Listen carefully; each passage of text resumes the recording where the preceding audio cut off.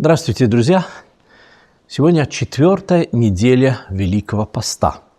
И также совпадает сегодня день памяти преподобного Иоанна Лествичника. Мы читаем рассказ из Евангелия от Марка о том, как Господь исцелил одержимого мальчика, юношу, по всей вероятности, по просьбе его отца. Рассказ всех евангелистов, которые нам об этом говорят, очень интересный, очень живой. Вот евангелист Марк нам пишет о том, что кто-то сказал Иисусу: «Учитель, я привел к тебе сына моего, одержимого духом немым. Где не схватывает его, повергает его на землю, и он испускает пену, и скрежещет зубами своими, и цепенеет». Также этот отчаянный отец сказал, что он уже привел своего сына ученикам Иисуса, но они не смогли помочь. Состояние этого мальчика действительно очень тяжелое. Вот привели к Иисусу конкретно этого мальчика, и как скоро бесноватые увидели его, пишет евангелист, дух сотряс его, и он упал на землю и валился, испуская пену.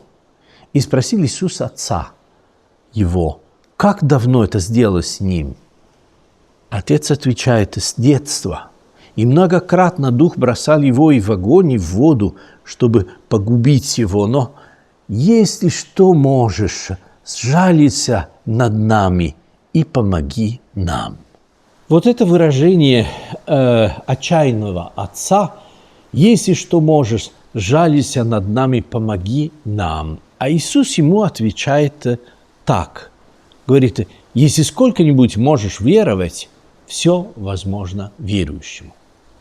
Но здесь надо сказать, что это синодальный перевод, потому что на самом деле в этом месте интерпретация может быть разная. Может быть, Иисус всего лишь повторяет вопрос этого отчаянного отца.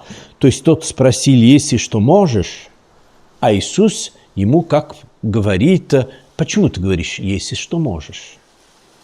Веруй только, а вот все возможно верующему. Это одна интерпретация, что Иисус всего лишь повторяет, как-то удивляется, что человек как-то еще сомневается. Но можно и оставить так, как мы читаем в синодальном переводе, то есть, если сколько-нибудь можешь веровать, все возможно верующему. Потому что это чрезвычайно полезно нам. Если сколько-нибудь можешь веровать, даже совсем немного.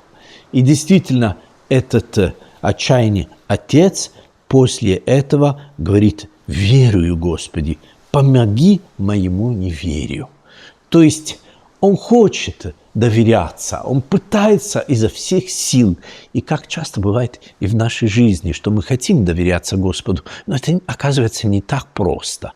Но Господь может нас поддержать, то есть поддержать эту малую нашу веру, дать ей развиться и стать гораздо больше. И тогда чудо совершается.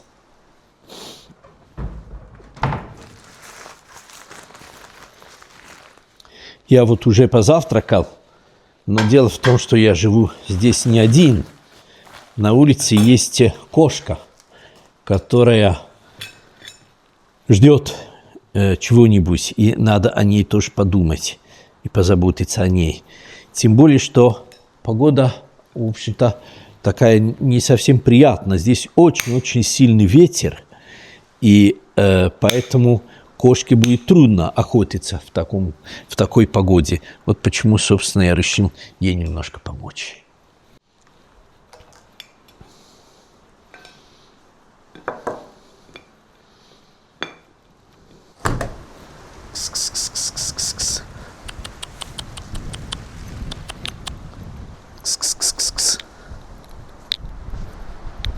Мяу. Мяу.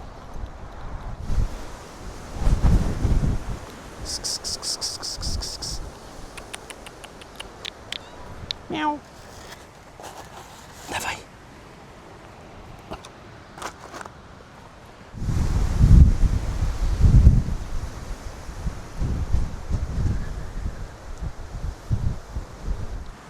Иисус исцелил этого мальчика, запретил нечистому духу, но мальчику, видимо, сначала было очень трудно, потому что, выходя из него, он, нечистый дух, видимо, пытался мучить этого мальчика еще. Настолько, что он сделался как мертв, как пишет евангелист. Но Иисус взял его за руку и поднял его. А потом еще другой момент, это когда апостолы спросили, почему они ничего не смогли делать. И Господь ответил, что сей род не может выйти иначе, как только от молитвы и поста. Вот, собственно, почему мы читаем это Евангелие вот сегодня, почти в середине Великого Поста. Потому что молитвой и постом все становится возможным верующему.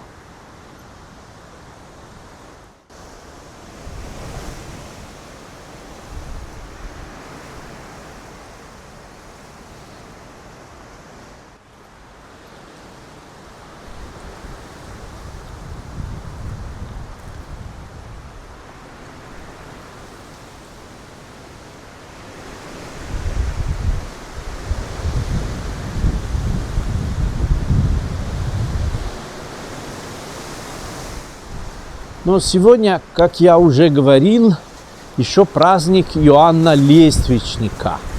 Это замечательный святой монах, который жил в середине VII века и который в возрасте 35 лет стал отшельником и жил в пустыне фактически у подножия Синая. Отшельником Иоанн Лествичник жил 40 лет, а потом его избрали игуменом монастыря на Синае.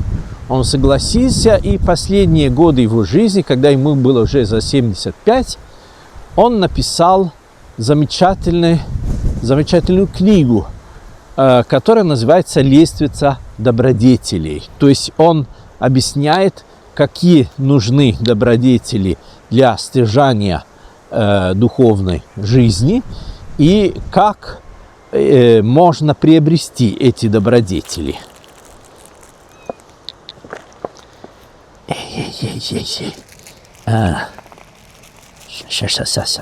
Ça va venir, mon ami.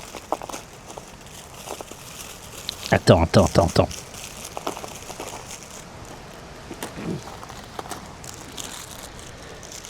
Alors, regarde ça. Voilà, ça y est.